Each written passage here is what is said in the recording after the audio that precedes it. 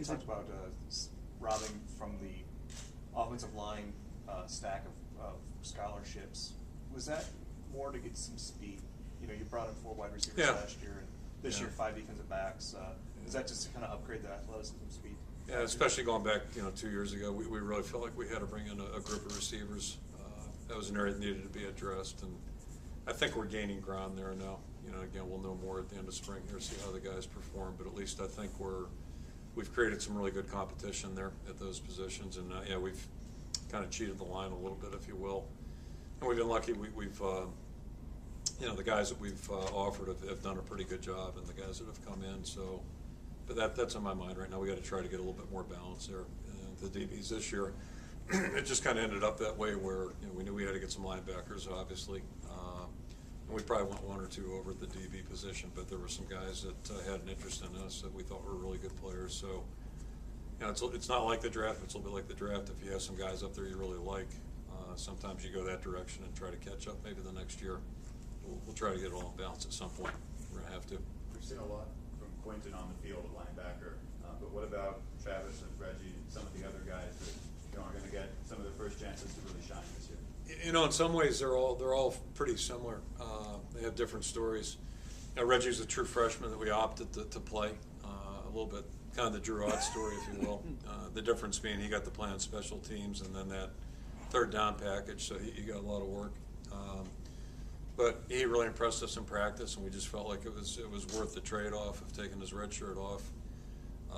Travis has been steady since he's gotten here. He's worked extremely hard, great attitude, and he's been a very, very outstanding special teams player, not only in terms of productivity, but also just his attitude that he brings. So, he's been on the field a significant amount, and then, Quentin's a guy a year ago. At this time, I wasn't sure where that was going, quite frankly, based on the year before that.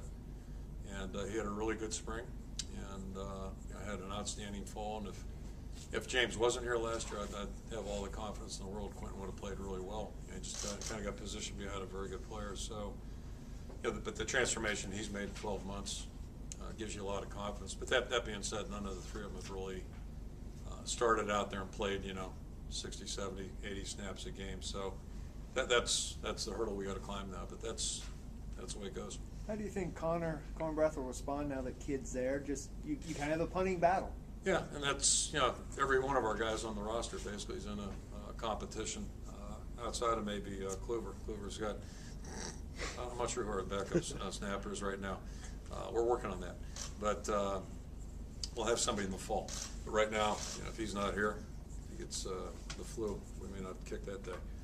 But basically, everybody's got competition. I think that's a good thing, and I think players want that. Players want to compete.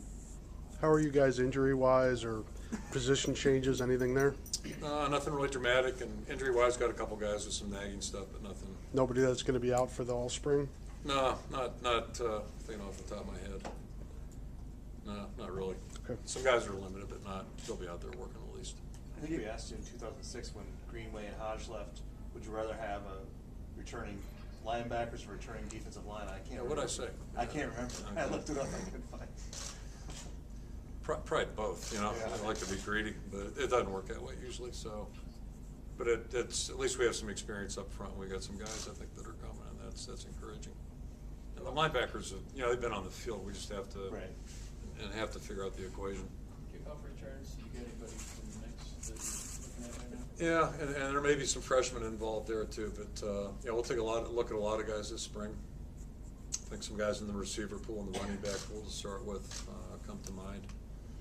And just kind of see how it pans out, but I think we'll be okay there. Anyone else leaving besides the two that you announced earlier? Any roster change? I'm trying to think who. Basically, those two guys and Mike Malloy has left the team. I don't know if that's out or not, but yeah, he has left the team. He's still in school. So. What have you had a chance to think about just the new Western Division? A lot more geography plays a role in it. Resumes a lot of those rivalries. Now that you can turn to this year, what do you think? That's about as far as I've gone on it, and I think going back to the expansion, we all knew it was going to be not uncomfortable but different, and the thing that worked out to be a little bit not odd, but not playing Illinois, not playing Wisconsin, seemed it was different, but that was part of expansion, and I would imagine our fans, first and foremost, are happier about just having an ability to jump in a car and, get to opponent stadiums a little bit easier. So I personally, I like it, and I like that concept, that idea. But it's tough when you're trying to, how do you make an equation of 14 work perfectly? It's hard, and it was the same thing when we went to 12. Along those lines, though, you're not going to be playing Ohio State or Michigan or Penn State with a lot of regularity. In some ways, they're kind of the test for a lot of programs. If you can get past them, you've kind of proved yourself. Does that take away a little bit? I mean, there's no perfect scenario. But. Yeah, I mean, I'll go back to our opening game in 09. We got quite a test there, and so every week's a test. And it's just, I don't know what you can do about it or how I know this. There are a lot of teams on this side too that are playing well, and if just look at the history of the championship game right now. Some of the teams that you mentioned haven't been there. Michigan State has, obviously, but the teams that have been playing in it, Wisconsin's won 2 of them, Michigan State's won 1. So, it's just, every year is a different equation. You just never know who's going to be the toughest teams. And, again, it's such a fine line type thing. So, I haven't worried too much about it. I will say this. I looked out somewhere during the winter months about our schedules the next 3 or 4 years, and it is kind of different. It's weird when you're not playing teams that you mentioned or other teams, and it's just going to be a little different. We've never traveled to Maryland, at least not since I've been here. Never traveled to New Jersey to play games outside of the Kickoff Classic back in the 80s. So that's going to be a little bit different for us, and it's a little different flavor. It's certainly not the same. Have you kind of devised almost a different approach to non-conference now that you're going to have more games in the future in conference? Is that altered or had got you thinking? Our philosophy for a long time was to play 2, what's the word, BCS, is that still a term? CFP. I don't know. CFP, I don't know. It used to be BCS conference teams. I haven't caught up on that.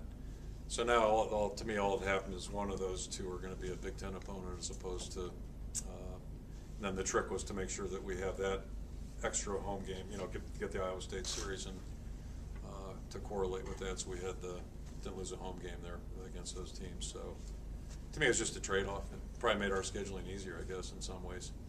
But then the argument is, somebody can have an unfair advantage 4 and 5 in conference play.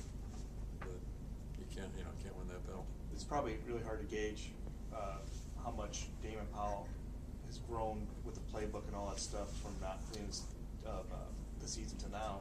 But Yeah. can you? I mean, fans last year got a taste of him, and they loved it, and saw him in little doses. We're eager to see, what it looks like, and he's very intriguing in that, basically he showed up here turn of August. I mean, he got here a couple days before we got started, so he literally was brand new in all regards. He's got a real energy to him. It's fun. He's a very vivacious guy and high energy player. But yeah, he really didn't know what he's doing a lot of the times.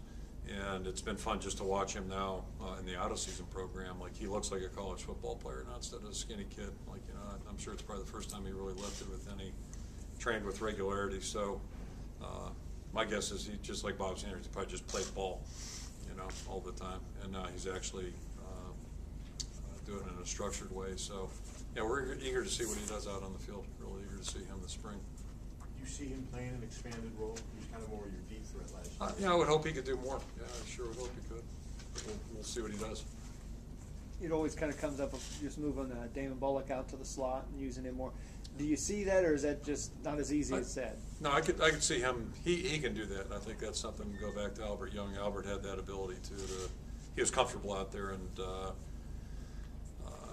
I'm not a receiver coach or a backfield coach, but some guys just are a little bit more adept at doing things without, that you don't have to explain the ABCs quite to the same extent. And some guys aren't as fluid doing it, but he's always done that pretty fluidly, and he handles it mentally too. It's not an issue for him. So I think that's something he can certainly do. Have Parker and Wadley shown you enough to see if they could do that? Yeah, we're eager to see what they can do. I don't think we know as much about those 2 guys, but eager to get them both on the field. They're certainly different type backs than Mark or LaShawn. Doc, he would be the guy. He'll I'm not going to say it's just like last year, because it's not quite just like last year, but it is in that they'll both compete, and Nick is further behind those guys certainly, but CJ did a lot of good things last year.